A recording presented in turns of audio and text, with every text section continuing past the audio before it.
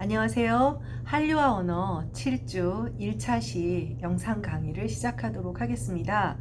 어, 좀 이번 주는 다시 좀 쌀쌀해진 것 같아요. 내일 뭐 아침 기온이 뭐 4도인가 5도가 떨어진다고 하니까 또 감기 조심들 하고 꽃샘추위가 없나 했는데 나름 꽃샘추위가 4월에 온 것 같습니다. 7주차 수업은 지난주 수업에 이어서 살짝 딱딱하고 재미없는 얘기가 좀 이어질 것 같아요. 로마자 표기법 얘기가 좀 더 좀 진행이 되어야 할 것 같아서 또 이런 얘기가 있고 나중에 가면 좀 더 대중문화에 대한 얘기도 조금 더 나오니까 지금 이제 이 이야기를 해야 하는 맥락이기 때문에 이번 주는 PPT 자료도 좀 자료가 많고 그 분량도 많고 그래서 좀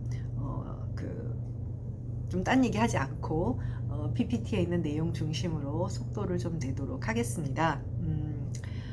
로마자 표기에 대해서는 이제 지난 시간에 간단하게 이제 좀 소개를 했습니다만은 좀 더 이제 지난번에는 좀 포괄적으로 로마자 표기라고 하는 것이 무엇인지에 대한 것을 배웠다면 이제 요번 주에는 구체적으로 로마자 표기를 어떻게 하는 것인지 하는 부분에 대해서도 함께 살펴보게 될 겁니다.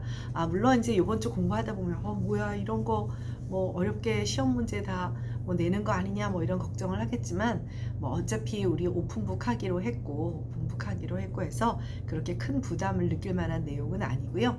또 이 수업은 단순한 문화 수업만은 아니기 때문에 또 이런 거 어디서 들을 기회도 별로 흔치 않고 한번 조금 딱딱한 얘기지만 살펴보도록 하죠.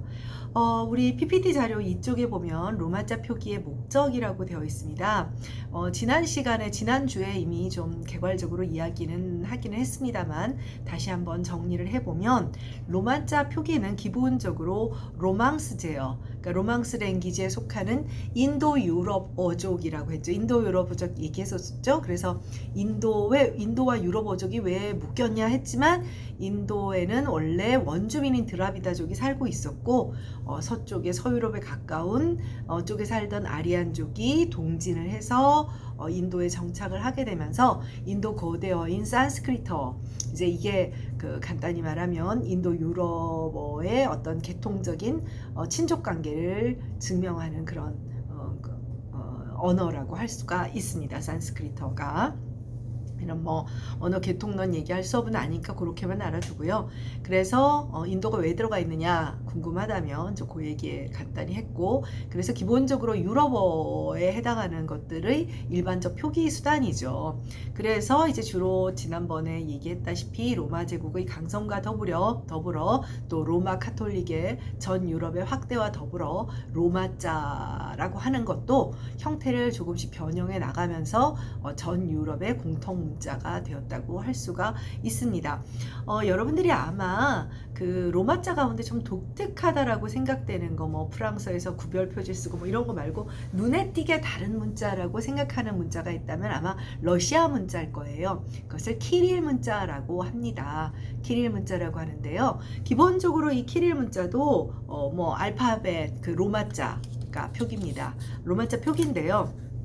형태가 좀 많이 다른데 이 유럽어가 대통적으로 크게 세 부류로 나뉘어 있습니다. 그래서 이제 우리가 하니 꽁꽁 이런 소리가 난다라고 느끼는 스페인어라든지 프랑스어라든지 이태리어, 이들이 전형적인 이제 로망스어로 묶이고 이거를 이제 좁은 의미의 로망스어라고 부릅니다.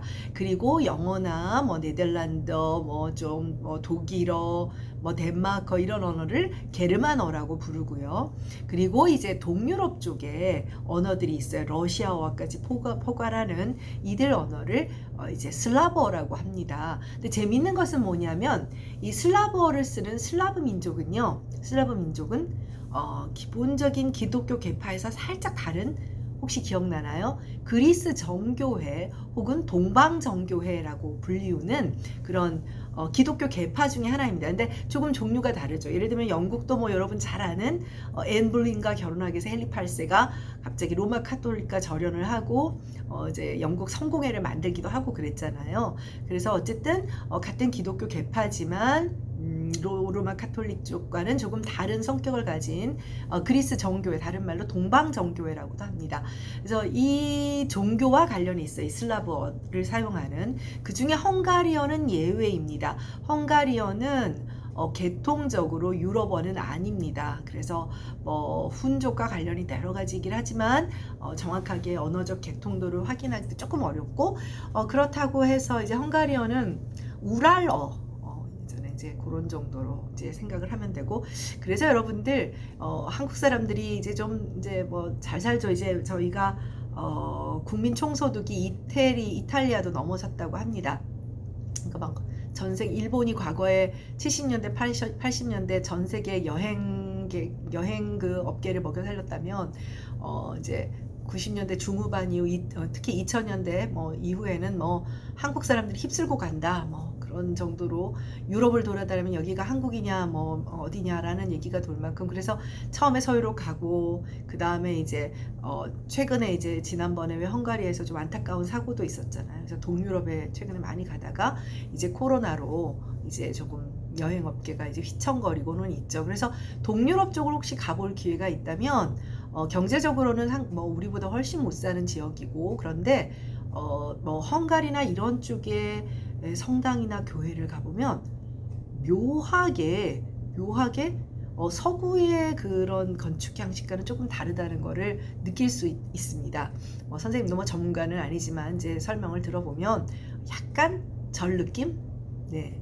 그러니까 이게 무슨 뜻인지 이해를 하겠죠. 약간 이게 어떤 문화의 혼종 같은 그런. 그래서 참 이게 재밌는 거예요. 네. 나중에 여러분들이 이제 좀 상황이 좋아지면 좀 뭐랄까요. 뭐 요즘 학생들이 뭐 휴학을 하고 여행도 많이 다니고 그런다는 것도 알고 있어요. 최근에 정말 여러분들이 답답하게 살고 있을 것 같습니다. 네, 그래서 이 슬라브 계통의 언어들, 대표적으로 러시아 키릴 문자를 사용하는데, 이 키릴 문자를 만들고 전파한 사람이 누구냐면 이제 그리스 정교회 소속의 그 성직자들이죠. 그래서 성직자 두 형제가 있었는데 그 이제 동생이 키릴로 쓰고 형 이름은 뭐 이거 내가 기억을 못해서 메토디오스, 네, 메토디오스. 그러니까 키릴로스. 그래서 거기서 이제 키릴 혹은 뭐 끼릴 문자라고 쓰기도 하는데, 이제 현재 외래어 표기법으로는 경음 표기를 안 하기 때문에 키릴 문자라고. 그래서 뭐 동유럽, 러시아, 그리고 중앙아시아, 그리고 몽고가 키릴 문자를 사용합니다. 왜 이렇게 됐냐면 몽고는 선생님이 계속 알타이어라고 막 얘기를 했었잖아요. 그런데 이 몽고가 이제 그 공산권이죠. 사회주의 국가예요. 그러다 보니 몽고에 인접해 있는 데는 중국 아니면 러시아란 말이죠. 근데 중국에서 쓰고 있는 것은 한자잖아요. 자, 몽고가 알타이어죠. 우리도 알타이어죠. 한자 쓰기 불편하죠. 몽고도 역시 불편했던 거예요. 그나마 조금 더 편했던 키릴 문자를 선택해서 공용 문자를 쓰고 있습니다. 마치 알타이어인 그 터키어가 이제 그 문자 개혁을 통해서 알파벳을 쓰고 있는 것과 같은 맥락이라고 할 수가 있습니다. 키릴 문자 이게 뭐 뒤에 좀 간단하게 나오겠습니다만은, 이처럼 원래 로마자 표기를 표기 수단으로 쓰는 게 가장 대표적인 거죠. 이때는 로마자 표기라고 하지 않아요. 로마자 표기라고 할 수가 없죠. 지들이 원래 쓰던 거 쓰는 건데, 즉 일상적인 표기 수단으로 로마자를 사용하지 않는 경우, 로마자를 이용해 새로이 표기 수단으로 사용하는 경우만 로마니제이션이라고 하는 거예요. 그러니까 간단히 말하면 원래 그 뿌리로서 자기들이 갖고 있었던 유럽어들한테는 로마니제이션의 말을 쓰지 않는다는 거예요. 자, 그래서 세 가지 유형의 로마니제이션이 있습니다. 첫째, 둘째, 셋째 해서 모국어의 표기 문자로 바꿔버리는 경우죠. 이미 여러분들한테 얘기했다시피 뭐 터키어 가장 대표적으로 방금 말했던 몽고의 키릴 문자라든지, 동남아시아 이제 뒤에서 배우겠지만 그런 많은 국가들이라든지 이렇게 모국어의 표기 문자로 사용하는 경우고요. 둘째는 모국어의 발음 기호로 사용하는 경우죠. 모국어의 발음 기호. 우리 모국어는 한국어죠. 한국어는 발음 기호를 로마자를 사용하나요? 아니라는 거 알고 있죠. 네. 한국어 사전에 발음 기호가 있었나라고 고개를 갸우뚱하는 사람들도 있을 거예요. 사실 우리는 표기와 그 발음이 거의 일치해서 사전이 거의 발음 기호를 찾아볼 필요는 없지만, 발음 기호가 국어 사전에 있습니다. 경은 뭐 밥다 그러면 따라고 해서 그러나 발음 기호로 한글 자모를 사용하고 있죠. 모국어의 발음 기호로 사용하는 가장 대표적인 언어는 중국어예요. 중국어를 배워본 사람들은 알겠지만 병음 기호라고 하는 것이 있죠. 그 병음 기호를 표기하기 위한 수단으로 이 발음 기호를 이제 그 로마자를 사용합니다. 알파벳을 사용합니다. 같은 말이에요. 셋째, 모국어의 기본적인 표기 문자는 유지하되 대외적인 효용을 위해 활용하는 경우, 우리 같은 경우죠. 우리 같은 경우 예를 들면 뭐 도로 표지판이라든지 또 국내에 들어오는 외국인을 위해서 혹은 우리가 여러 가지 홍보 자료를 만들 때 광화문 한글로 쓰면 못 읽을 거 아니에요. 요즘은 읽을 사람이 많을 것 같긴 하지만 그런 경우를 그러면 광화문을 쓸 때 KWA로 쓸까 GWA로 쓸까 그런 것을 심의하고 결정해 놓고 한글 맞춤법 통일한 뒤쪽에 보면 로마자 표기법의 규정도 함께 있습니다. 자, 맞춤법이다 우리가 하면 맞춤법도 있고 표준어 규정도 있고 외래어 표기법도 있고 그 다음에 로마자 표기법도 있고 문장보호법도 있고 다 들어 있습니다. 네. 3쪽으로 가도록 하겠습니다. 그래서 그 세 가지 유형에 대해서 지금 선생님이 좀 간단하게 말을 했습니다만은 좀 구체적으로 소개를 하도록 하겠습니다. 모국어의 표기 문자로 사용하는 경우는 그러니까 원래 사용하는 문자가 이제 불편했던 경우죠. 아주 대표적인 것이 이제 계속 말하는 터키의 문자 개혁이고요. 그 외에도 꽤 많은 나라들이 이런 로마자로 대체하는 왜 로마자로 대체했느냐? 가장 강력한 문자이자 언어이기 때문이죠. 이게 가장 효율적이고 가장 훌륭하기 때문이라기보다는 널리 사용하고 있었기 때문이고 그리고 로마자 표기를 사용하는 유럽의 각국이 서구 열강이었잖아요. 제국주의 식민지 침탈을 하는 그런 나라들이었기 때문에 자연스럽게 이 문자가 널리 퍼진 것이죠. 네.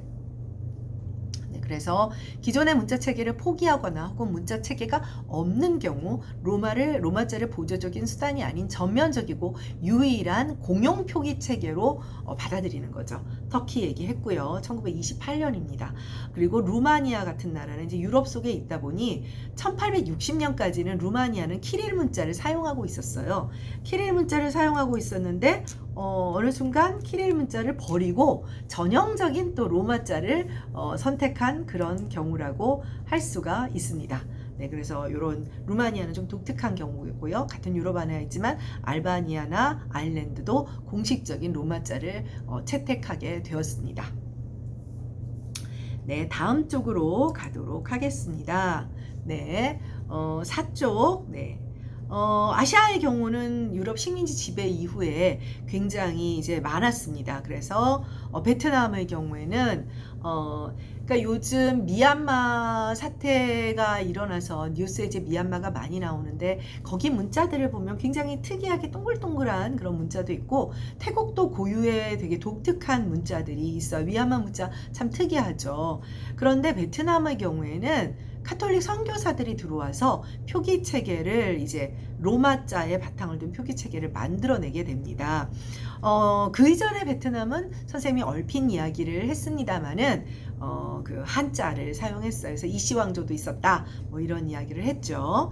그 다음에 필리핀의 경우에는 이제 필리핀은 지금 이제 여러분들 왜 우리나라 애들이 요즘은 영어 그 캠프 거의 안 나가는 것 같아요. 솔직히 말해서 한국 안에도 외국인들도 너무 많고 학원도 많고 그러다 보니 한동안 뭐 기러기 앞반이 뭐니 해서 90년대, 2000년대 뭐 외국 안 나오면 큰일 날 것처럼 뭐 쏟아져 나가는 그런 시기가 있었는데 좀 이제 경제적으로 좀 이제 여유가 있다 싶으면 미국이나 캐나다로 가고 그렇지 않은 경우에 이제 필리핀으로 많이 갔습니다. 그 이유가 같은 동남아 국가지만 영어를 공용어로 사용하고 있는 말레이시아라든지 필리핀이라든지 이런 나라들이 있는데 말레이시아는 상대적으로 여러분들 그 뭐랄까요? 좀 더 경제적으로 조금 더 여유가 있고 좀 비용도 조금 더 비싸고 그래서 필리핀에 굉장히 많이 갔었어요. 그러니까 공용어가 이제 그 필리핀어예요. 필리핀어다 보니까 상대적으로 다른 그 공용어니까 당연히 이제 당연히 영어를 사용했을 그 뭐라죠? 알파벳을 사용했을 거라고 생각되지만 원래 토착어인 타갈로그어라는 언어가 있었거든요. 근데 이 타갈로그어를 표기하기 위해서 우선적으로 이제 로마자를 수용을 했어요. 그래서 지금 필리핀 같은 경우는 일종의 공용어 체계가 이중적이다라고 생각을 하면 됩니다. 네. 그리고 필리핀은 미국하고의 관계도 굉장히 가깝죠. 식민지.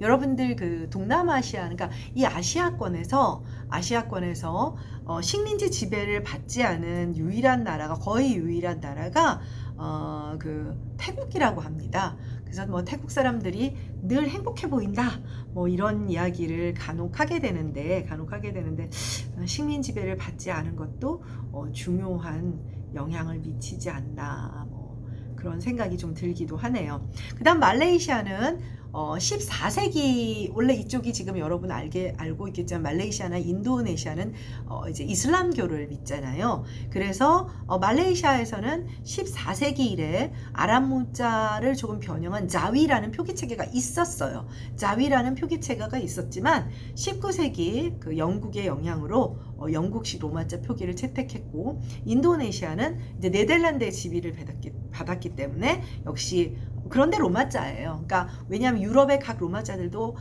자국어를 표기하면서 조금씩 다르거든요. 네, 이렇게 어찌됐든 이들은 로마자로 공용 표기 체계를 바꿔버린 경우라고 할 수가 있죠. 5쪽으로 가도록 하겠습니다. 5쪽은 모국어의 발음 기호로 사용하는 경우 조금 전에 말했다시피 가장 대표적으로 중국어입니다. 고유 문자의 발음 기호로 사용하는 거죠. 보조적인 사용입니다. 기본적으로 한자는 여러분도 잘 알다시피 표의 문자예요. 표의 문자라고 하는 것은 음을 나타내는 것이지 음을 나타내는 것이 아니에요. 그러다 보니 어떻게 돼 있죠? 예를 들면 한중일 동양삼국이 모두 한자를 사용하고 있지만 한자의 발음은 모두 다르죠. 그러니까 의미는 동일해요. 하늘천 그러면 의미는 동일하지만 음이 달라요. 왜 달라졌느냐? 수입될 때는 중국 본토 발음으로 들어왔겠죠. 설마 우리가 텔레비전으로 들어왔겠어요. 본토 발음으로 들어왔지만 그게 자국어의 음운책에 수용되면서 발음이 달라지게 되는 거죠. 달라지게 되니까 이제 그 한자를 같이 쓰더라도, 표의 문자인 한자를 같이 쓰더라도 발음은 달라지게 된 겁니다. 어찌되었건 간에 이제 중국 자체 내에서도 방언의 차이도 크고 굉장히 다를 거 아니에요. 여러분도 알다시피 홍콩말하고 베이징 말은 이걸 정말 방언 차이로 봐야 되나 할 만큼 중국어의 그 방언의 차이라고 하는 것은 커요. 그러다 보니 발음 기호가 필요했던 것이죠. 그래서 중국어의 경우 방언에 따른 한자의 발음에 차이가 있기 때문에 표준 발음을 필요하고 로마자를 수입을 해서 사용하게 됩니다. 1958년 병음부호를 이제 제정을 해서, 어떤 지역에서는 한자 공부하는 게 너무 힘드니까 이 병음부호만으로 표기체계로 사용하기조차도 한다고 합니다. 네, 6쪽으로 가도록 하겠습니다. 이제 대외적인 효용을 위해 활용하는 경우 우리가 사용하는 그런 방식이죠. 그래서 모국어의 표기체계는 당연히 유지하고 예를 들면 교역이나 관광이나 교육 등 국제적 교류를 위해 표준화를 하는 것이죠. 이게 이제 우리식의 로마니제이션인데, ISO 기억나죠? 여러분들 지난 6주차에서 배웠던 ISO 국제표준 로마자 체계라고 해서 미국의 알파벳 체계를 따르고 있다, 그러니까 전형적인 영미 알파벳 체계를 사용하고 있다고 했잖아요. 그래서 이 ISO도 로마자 사용 지역이 아닌 국가의 문자를 로마자로 표기하기 위한 표준화 작업을 진행을 해요. 그래서 각국의 물품이나 용역 등 이게 굉장히 이제 그런 것을 표준화를 시켜야 소위 말해서 글로벌 사회에서는 교역이나 외교적 분쟁 등을 해결하는 데 중요하죠. 그래서 기계적 처리를 위해서 표준화 규정을 확립하고요. 그래서 개별적으로 이렇게 보조적인 수단으로 사용하는 국가들도 표준화 작업에서 조율을 합니다. 그래서 1984년 아랍과 히브리 문자 표준화 작업을 시작으로 2001년까지 10개 문자의 표준화 작업을 완료했고, 한국은 요건 뒤에 가서 말을 하겠지만 전사법을 선택한 반면 일본은 전자법을 선택했다, 이런 얘기를 했는데 전사법은 뭐고 트랜스리터레이션, 전사법은 트랜스크립션, 전자법은 트랜스리터레이션 뒤에 다 나와요. 이게 뭔지는 지금 뒤에서 조금 설명을 하겠습니다. 네, 7쪽으로 가도록 하겠습니다. 그래서 이제 우리가 이제 궁금해하는 것은 전면적인 표기 교체가 아닌 경우이기 때문에 우리가 어떤 원리로 우리 말을 로마자 표기의 원리에 따라서 이제 쓰게 되느냐. 네. 자, 그러면 한국에서 이 로마자 표기법을 굳이 제정해서 쓰는 목적은 뭐냐? 우리가 지하철역에 갔을 때, 자, 설릉역이 나왔어요. 자, 설릉역을 한글 먼저 읽어요? 영어 먼저 읽어요? 당연히 한글 먼저 보죠. 안 그렇겠습니까? 사실 우리 입장에서는 거기에 설릉이라고 하는 SULLEUNG 이 쓰나마나 우린 필요 없어요. 어차피 한글 보니까. 자, 한글 잘 읽는 외국인에게도 물론 필요 없죠. 그렇다면 이건 무슨 얘기냐? 로마차 표기법의 목적은 사용자는 누구냐? 한국어와 한글에 익숙하지 않은 외국인을 대상으로 하는 거죠. 그렇다면 어떻게 만들어야 돼요? 한국어와 한글을 잘 모르는 사람들이 쉽게 읽고 지명이나 인명이나 이런 것을 잘 읽고 또 따라 발음하는 것도 중요하죠. 관광을 왔어. 뭐 쉬운 책들 들고 오잖아요. 그럼 이걸 그대로 읽었을 때 음식도 주문할 수 있고 물건도 살 수 있게 만들어야 되는 거잖아요. 그렇죠? 그래서 그런 측면에서 로마자 표기의 원리를 정해야 하는 거죠. 근데 그게 이렇게 말은 쉽습니다만은 쉽지 않겠죠. 네. 네, 그래서 뭐 외국인이 얼마나 한국인과 동등한 발음을 하도록 유도할 수 있는가, 또 외국인이 로마자 표기를 통해 한국어의 발음을 즉각적으로 발음해내고 이해해내는 그런 도구적인 수단으로 만들어내려고 하는 겁니다. 자, 8쪽으로 가도록 하겠습니다. 그래서 조금 전에 일본어의 경우에는 전자법, 우리는 전사법을 선택하고 있다는 얘기를 조금 전에 했었는데, 전자법은 무엇이고 전사법은 무엇이냐? 네, 전자법은 말 그대로 글자라는 뜻이에요. 그래서 transliteration이고 전사법은 transcription인데, 밑에 예를 보면 이해가 확연하게 됩니다.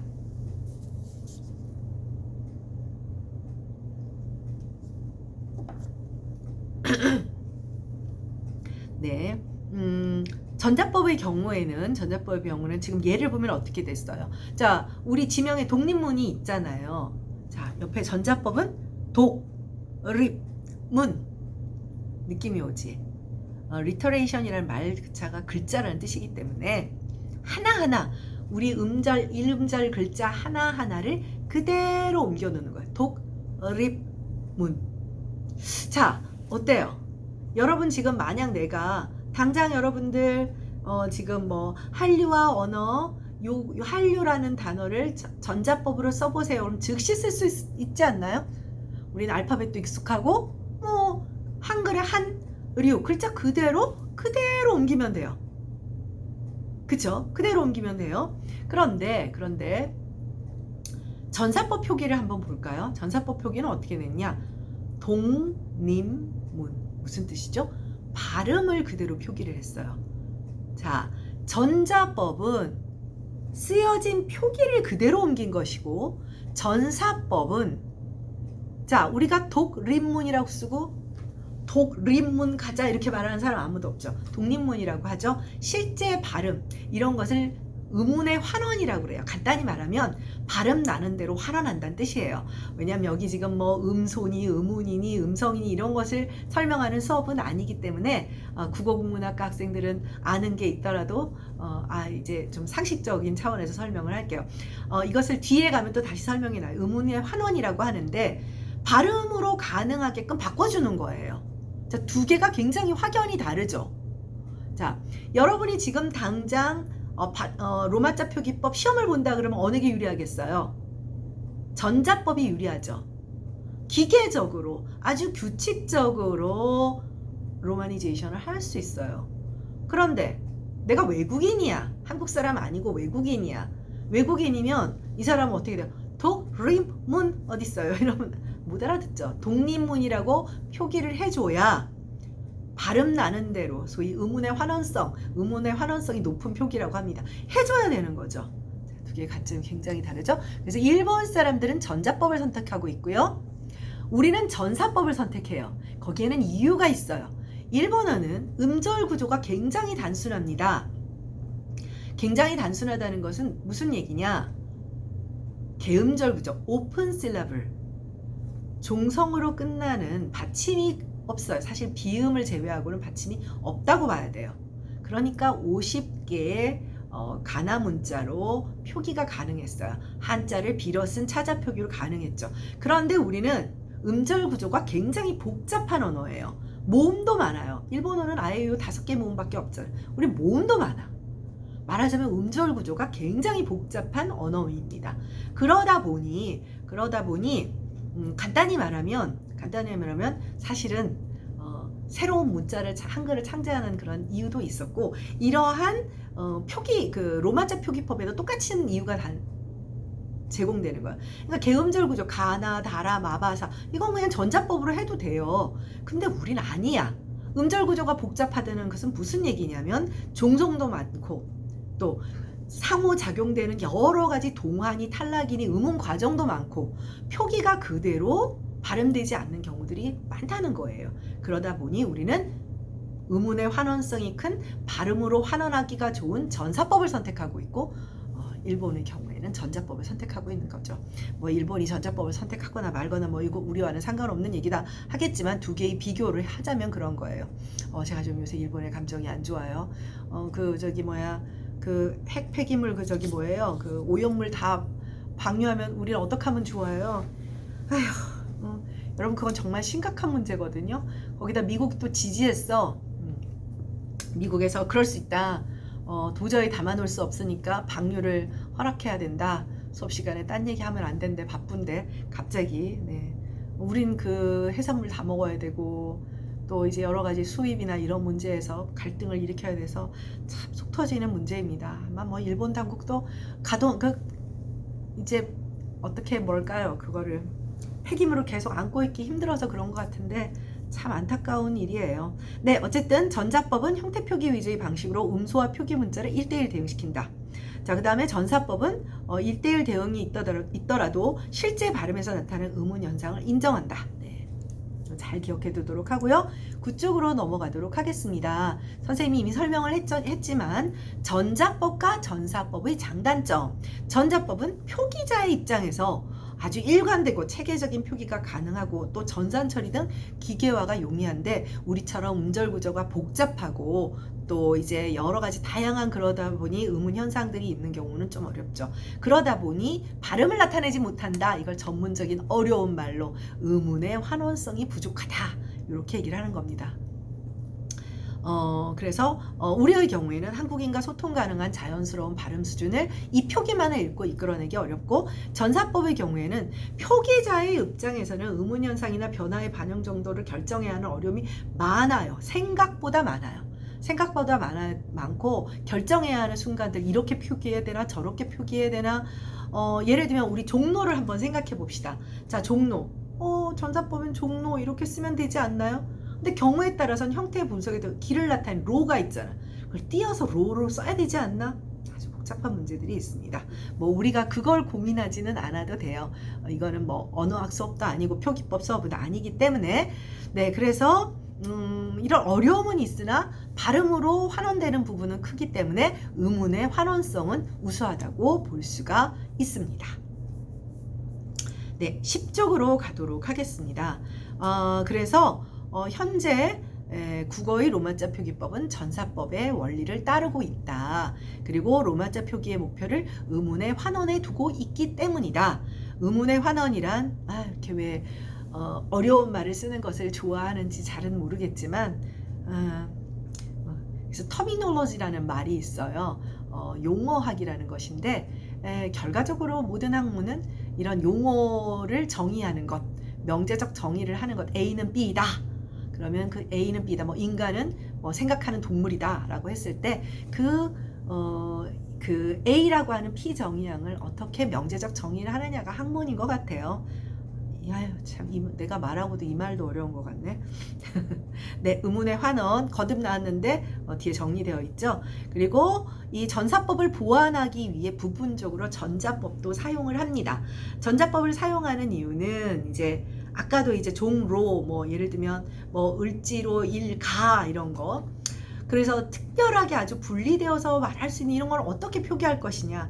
그래서 로마자 표기법 한국에서 국어의 로마자 표기법에서의 그 갈등 문제는 결과적으로 전사법과 전자법을 어느 정도 허락을 하느냐. 그러니까 어느 정도 이제 좀 뭐랄까 융통성 있게 조화롭게 선택하느냐의 문제입니다. 네.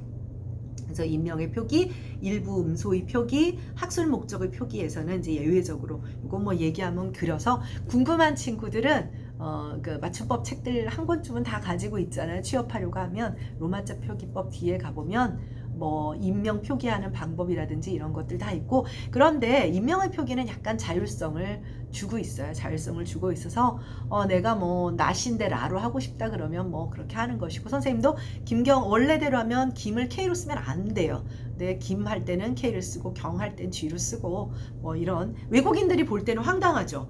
특히 영미문화권에서 유무성의 대립을, K와 G의 유무성의 대립을 가지고 있는 그런 언어권에서 보면 이거 어떻게 다르게 발음을 해야 돼 이렇게 생각을 할 가능성은 있는데, 우리로서는 이제 어떻게 보면 좀 예외적인 그런 것들이 좀 존재한다고 할 수가 있습니다. 네, 11쪽은 한국어 로마자 표기법의 좀 구체적인 예가 나오니까 일단 1차 시 강의는 여기서 마치도록 하겠습니다. 수고했습니다. 2차 시에서 만나요.